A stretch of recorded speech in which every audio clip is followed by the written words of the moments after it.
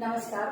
DElEd प्रथम वर्ष जिससे हमारा हिंदी भाषा शिक्षण प्रवीणता, जिसके अंतर्गत कि आज जो मैंने टॉपिक लिया है अपने दोहरान कार्य का, वो है अभिव्यक्ति के स्तर पर लेखन के उद्देश्य। जब अभिव्यक्ति की जा रही है तो उसमें जो लेखन कार्य किया जा रहा है वो किन उद्देश्यों को लिए हुए होता है। अब अगर हम बात करें मौखिक रूप में जो व्यक्त किया जाता है वो कुछ समय के लिए हमारे पास रहता है, तत्पश्चात उसे यदि अगर स्मरण कर लिया गया है तब तो वो हमारी स्मृति में रहेगा, अन्यथा वो हमारे सामने से हट जाता है। लेकिन जो लिखित रूप में अभिव्यक्त किया गया है वो स्थायी रूप से हमारे पास रहता है और कभी भी हम उसे उठाकर देख सकते हैं, पढ़ सकते हैं, समझ सकते हैं। यदि कोई समझ में नहीं भी आ रहा है तो उसे संबंधित समस्या का निवारण भी किया जा सकता है। लेकिन यदि अगर मौखिक रूप में अगर जो चीज अभिव्यक्त की जा रही है तो उसे दोबारा ही समझना पड़ेगा। ठीक है, तो ये चीज अभिव्यक्ति के लिए बहुत ही उद्देश्यपूर्ण होती है। लिखने का उद्देश्य बहुत ही मतलब कि ये कहें कि लिखने के उद्देश्यों को अगर हम ध्यान में रखते हैं तो बहुत ही जरूरी है। हम लोग छोटे छोटे बालकों को किताबों के सहारे पढ़ाते हैं। हम लोग देखते हैं कि जो चीज हमारे पास लिखित रूप में नहीं होती है, अध्यापक है वो बोर्ड पर लिखकर विद्यार्थियों को, जैसे पोयम है तो पोयम है, बालकों को, छोटे बालकों को पोयम की जो मात्राओं का ज्ञान तो होता नहीं है तो लिखित रूप में वो कैसे समझेंगे। तो अध्यापक क्या करेगा, चित्रों के माध्यम से उस कविता को समझाने का प्रयास करेगा ताकि जो चीज बालकों को समझाई जा रही है, जैसे सूर्य बना लिया या फिर मछली बना ली, मछली है, जल बना लिया, तो ये इस प्रकार से उनके जो दिमाग में है वो स्थायी रूप से अंकित हो जाता है। तो यहाँ पर लिख कर अध्यापक ने समझाया तो वो बहुत प्रभावपूर्ण रहा। तो वही चीज है कि अभिव्यक्ति के स्तर पर लेखन के उद्देश्यों की बात हम यहाँ पे करने वाले हैं। किन उद्देश्यों के आधार पर अभिव्यक्तिगत लेखन को अपनाया जाता है। तो पहला उद्देश्य है अपने अनुभव व्यक्त करना। अपने अनुभव व्यक्त करना, अपने अनुभव व्यक्त करना। पहला जो उद्देश्य है वो अपने अनुभव को व्यक्त करना। एक आप भी जब शिक्षक बनने जा रहे हो, ठीक है, तो आप अपने अनुभवों को व्यक्त करना चाहते हो तो अनुभवों को यदि अगर हम लिखकर व्यक्त करें, अगर आप किसी चीज को समझाना चाहते हो तो अगर लिखकर अपने बालकों को समझाओगे तो बहुत अच्छी तरीके से उसे समझ में आएगा। और लिखित रूप में अगर आपने समझा दिया है तो बाद में भी अगर आप उसको पढ़ते हो तो आपके लिए भी सही है कि ये अनुभव मैंने समझाए थे, या फिर जो ज्ञान है वो आगे के लिए आपके लिए बहुत अच्छा होगा, स्थायी होगा।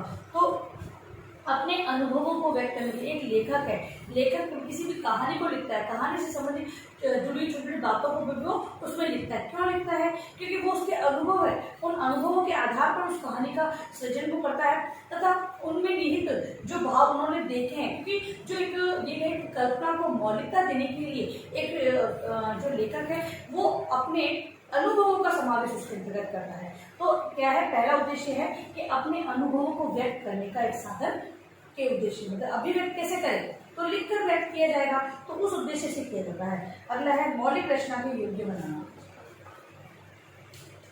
मौलिक रचना के योग्य बनाना। मौलिक रचना के योग्य बना, मौलिक मतलब कि जो वास्तविक है, ठीक है, जो मूल रूप जिसका है उसके बराबर लाने के लिए। देखो मौखिक रूप में अगर जैसे कि मुझसे कोई पूछेगा तो एक बार मैं उत्तर दूंगी तो थोड़ा मैं अलग होगा, फिर दूसरी बार उससे थोड़ा चेंज होगा, ठीक है। तो जितनी बार पूछा जाएगा उतनी बार कुछ ना कुछ बदलाव देखने को मिलेगा। लेकिन लिखित रूप में एक बार लिखा वही का वही आपको बार बार देखने को मिलेगा, ठीक है। तो मौलिक जो चीज है, अगर आप उसे बार बार एक ही चीज को पढ़ना चाहते हैं, एक ही चीज को समझना चाहते हैं तो वहां पर लिखित लेखन कार्य करना होगा, ठीक है। तो मौलिक रूप को प्राप्त करने के लिए, मौलिक रचना के योग्य बनाने के उद्देश्य से लेखन कार्य किया जाता है। पुस्तक है भाई, अगर मान लो ओरली अगर सारी पुस्तकें मिलती है, मतलब कि ओरल सारी चीजें बताई जा रही है तो बच्चा है वो कुछ गलत भी सीख जाएगा, और गलत सीखा है तो अध्यापक को कैसे पता चलेगा उसने गलत किया या नहीं किया। इसीलिए तो लिखना और बोलना दोनों सिखाया जाता है। प्राचीन समय में जो शिक्षा होती थी वो होती थी उपदेश वाली, और गुरु उपदेश था और शिक्षिका का उसका श्रवण करते थे और व्यवहार में लाते थे। लेकिन आज की जो शिक्षा है वो क्या है, वो लिखित और मौखिक दोनों रूपों में दी जा रही है, ठीक है। तो यहाँ पर क्या है, मौलिक रचना के योग्य बनाने के लिए उद्देश्य से फिर है परिवेश के प्रति, परिवेश के प्रति धारणाओं का प्रकटीकरण, धारणाओं का प्रकटीकरण। अब परिवेश से के प्रति धारणाओं का प्रकटीकरण। जिस परिवेश से बालक आ रहा है, अब उस परिवेश की जानकारी, सबको पता है कि पेड़ पौधे होते हैं, ठीक है, अगर बच्चों से पूछे तो सारी चीजें उन्हें ज्ञात होती है। जब पाठ्यक्रम में वही चीजें आती है तो बालक क्या बोलता है कि ये हमने देखा, ये हमने समझा है। तो उनको परिवेश से संबंधित जो ज्ञान है, जो ज्ञान बहुत सारा है, उनको वर्गों में बांटते हुए उन्हें विद्यार्थियों को शिक्षा दी जा रही है। अब यहाँ पर जो धारणाएं परिवेश के प्रति जो प्रकट की गई है, उन धारणाओं को लिखित रूप में बालकों को जब समझाया जाता है, जो व्यवहार में ऑलरेडी ली जा चुकी है, अब उनको लिखित रूप में जब उन्हें समझाया जाता है तो वो ज्ञान उनके पास स्थायी रूप में हो जाता है। तो ये कहें कि ये उद्देश्य भी होता है कि परिवेश के प्रति जो धारणाएं बनी हुई है उनको प्रकट करने के लिए भी लिखित रूप एक साधन के रूप में उत्तर देता है। फिर है लिखित अभिव्यक्ति के प्रति आनंदानुभूति।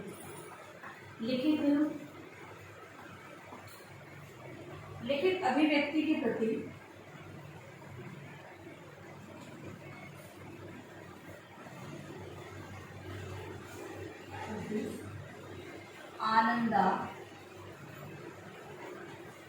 आनंदानुभूति। देखिए, लिखित रूप में जो हमारे पास है, एक बार समझ पड़ा, नहीं समझ में आया, दूसरी बार नहीं समझ में आया, तीसरी बार जब उसके अर्थों को हमने सही तरीके से जाना तो डेफिनेटली वो समझ में आ जाएगा। तो यहाँ पर जब समझ में कोई चीज़ हमारे पास उपलब्ध है, बार बार हम उसको पढ़कर समझ सकते हैं, तो क्या होगा, समझना बहुत ही सरल हो जाएगा। विद्यार्थी भी क्या करेंगे, आनंद की अनुभूति लेंगे कि हाँ हमारे पास लिखित रूप में है, हम इसे वापस दोबारा पढ़ लेंगे तो हमें समझ में आ जाएगा। तो यहाँ पर क्या है, किसी भी लिखी हुई चीज को पढ़कर बहुत ही आनंद की अनुभूति होती है।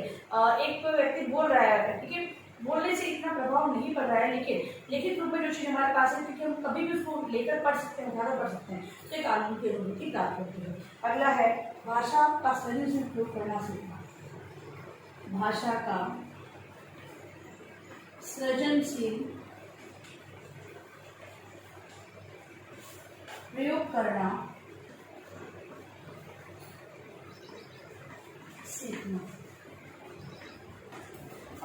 भाषा का सृजनशील प्रयोग करना मतलब कि सभी लोग लिखते हैं, लेकिन सभी का तरीका अलग अलग होता है। कुछ के अंदर बहुत ज़्यादा क्रिएटिविटी होती है, वो अपना प्रेजेंटेशन बहुत ही ज़्यादा प्रभावी बनाते हैं। ऐसा कब होता है, जब वो विभिन्न प्रकार के लिखित अनुभवों को प्राप्त करता है, लिखे हुए रूपों को देखता है, तो अपने अंतर्गत भी एक भावना जागृत होती है कि उससे भी बहुत अच्छा प्रेजेंटेशन हम दें। तो यहाँ पर क्या होता है कि लिखित रूप में जो अभिव्यक्ति का उद्देश्य ये रहता है कि वहाँ पर सृजनशीलता को लाना या फिर विद्यार्थियों के अंदर करें तो उनमें सृजनशीलता का विकास करने के उद्देश्य से लिखित कार्यों में करवाया जाता है। अगला है भाषा शैली का चयन एवं प्रभाव। भाषा शैली का चयन एवं प्रभावशीलता। अब जो लिखित रूप में कार्य किया जाता है उसमें सोच समझकर, जान पहचान कर शैली का प्रयोग किया जाता है। गलत होता है तो दोबारा उसमें करेक्शन किया जाता है और वो प्रभावी भी रहती है। इस प्रकार हम लोग सोच समझकर जो चीज़ कार्य करते हैं, लेकिन हमें पता है कि पढ़ने वाला एक बार पढ़ सकता है, दो बार, बार बार उसे पढ़ सकता है, तो क्या करेंगे, सोच समझकर हम भाषा शैली का प्रयोग करेंगे और वो प्रभावपूर्ण भी रहती है। मौखिक रूप में हम गलती कर देते हैं, सॉरी बोलकर दोबारा किसी और शब्द को बोलते हुए आगे बढ़ जाते हैं, ठीक है। लेकिन जो मौखिक रूप में दोबारा हमें उसे सुनना नहीं है, एक बार बोलकर व्यक्ति चला जाएगा, लेकिन लिखित रूप में हमारे पास वो चीज़ है और वो प्रभावी भी है, इस हेतु शैली का प्रयोग करना भी सीख जाते हैं। तो लेखन का उद्देश्य है कि विद्यार्थी सही भाषा शैली का प्रयोग करें तथा और जो वो लिख रहे हैं वो प्रभावशीलतापूर्ण हो, इस हेतु भी लिखने का उद्देश्य है। फिर है विविध प्रकार के साहित्य अध्ययन। विविध प्रकार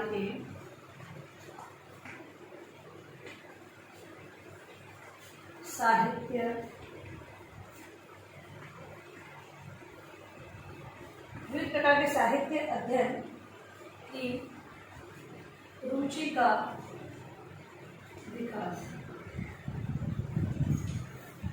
लिखने के लिए अब जैसे कि ये साहित्य संबंधी रुचि का विकास जब विद्यार्थियों में करवाया जाता है तो विभिन्न प्रकार की प्रतियोगिता का आयोजन, कक्षा कक्ष में प्रतियोगिता का आयोजन शिक्षक करता है। तो लेखन से संबंधित विभिन्न प्रकार की गतिविधियां उन्हें करवाते हुए वो क्या करता है, साहित्य की प्रति उनकी रुचि जागृत करता है।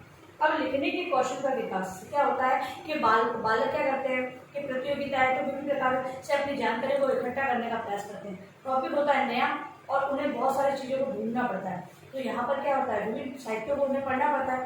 तो जाकर जब प्रतियोगिता में भाग लेने के उद्देश्य से वो ये कार्य करते हैं, इससे ये भी पता चलता है कि बालक में जिस साहित्य के प्रति उनकी रुचि है, जिस विधा से वो अवगत होना चाहते हैं, जिसका विकास वो आगे भी करना चाहते हैं, तो वो क्या करते हैं, उसी को अपना लेते हैं। तो यहाँ पर लेखन का जो उद्देश्य होता है वो साहित्य अध्ययन में रुचि का विकास करना भी माना गया है। फिर है विविध प्रतियोगिता में भाग लेने के प्रति विविध प्रतियोगिताओं में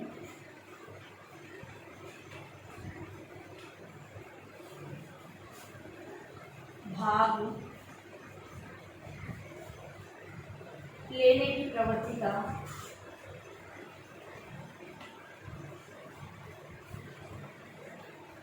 विकास। अब जब बालक लिखना सीख जाते हैं तो हम देखते हैं कि वो हर चीज़ों को लिखना प्रारंभ कर देते हैं, लिखने का नया नया शौक होता है, ठीक है। और राइटिंग का उनका जो लेख होते हैं, जब वो लिखने का कार्य करते हैं उनकी राइटिंग बहुत अच्छी रहती है। तो क्या करते हैं विद्यार्थी कि आगे से आगे चलकर वो क्या करते हैं, लिखने का कार्य करने लग जाते हैं, ठीक है। तो यहाँ पर क्या है कि विभिन्न प्रकार की प्रतियोगिता में भाग लेने की प्रवृत्ति करता है। जब वो लिखने संबंधी सारी कौशलों को जान लेते हैं तो क्या किसी भी प्रतियोगिता में, कोई भी लेखन की प्रतियोगिता में उसमें भाग लेने का प्रयास करते हैं। वो सोचते हैं कि अभी मुझे लिखना तो आ ही गया है। देखते हैं कि पाठ पढ़ने का शौक होता है तो क्या करते हैं बच्चे, सभी जगह बुक में लिखा हुआ पढ़ना प्रारंभ करते हैं। वही लिखने से संबंधित जब कौशल का विकास बालकों में हो जाता है तो विभिन्न प्रतियोगिता में आगे प्रवृत्त होते हैं, आगे बढ़ते हैं, उन्हें भाग लेने का प्रयास करते हैं।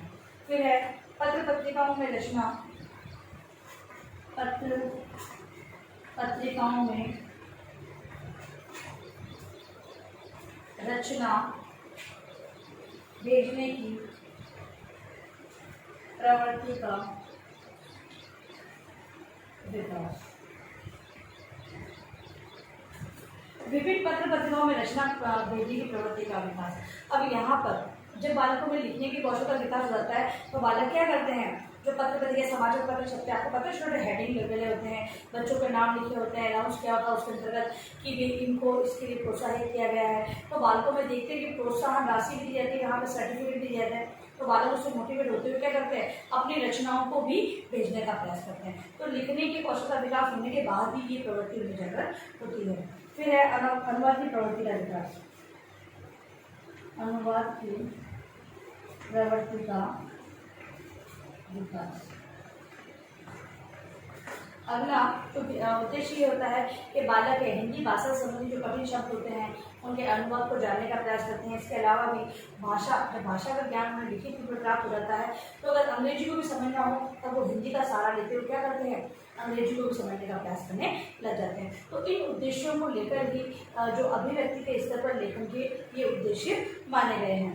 अब देखिए आपको अगले प्रश्न आपको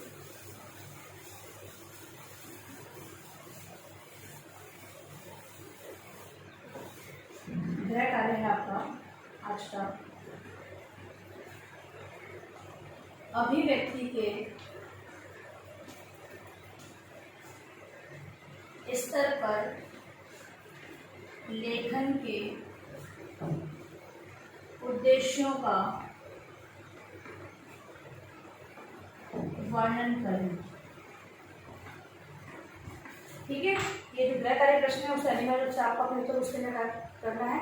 और अंत में इस महामारी के दौर में कम से कम आवश्यक कार्य बेहतर आप बाहर जाएं। यदि बाहर जाते भी तो 3 बातों का आपको विशेष ध्यान रखना है, मास्क लगाएं, सोशल डिस्टेंस बनाएं और हाथों को बार बार सैनिटाइज करें। सुरक्षित सुविधा ध्यान रखें।